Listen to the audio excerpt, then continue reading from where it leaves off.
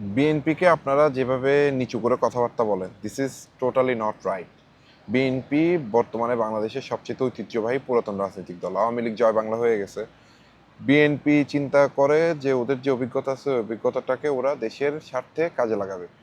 I mean, ওদের কাছে দেশ বলতে কিন্তু ওদের দল, দল বলতে মানে ওদের পরিবার। বিএনপি বুঝতেছে হলো যে বাংলাদেশে 17 বছর ধরে চেটেপুটে খাওয়ার কিছু নাই, অলরেডি আওয়ামী লীগ যা চাটার চেটে ফেলছে। ওরা মোটামুটি শর্ট টাইমে যা চেটেপুটে খাই যেতে নিতে পারবে, নিয়ে প্যাকেট হয়ে গেলেই হবে। তো ওদের পরিবারের সদস্যদেরকে বিভিন্ন জায়গায় বসাইতেছে, সকল জায়গায় দলীয়করণ করতেছে।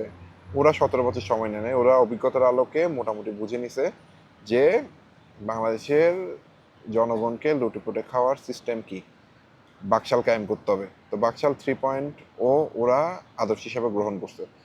বিএনপি জিয়ার আদর্শের দল, এটা কোনো বিএনপি সমর্থক যদি আপনাকে বলতে আসেন, একদম পেটের ভিতর থেকে স্যাপ এনে ওগুলার মুখে থু করে মেরে দিবেন।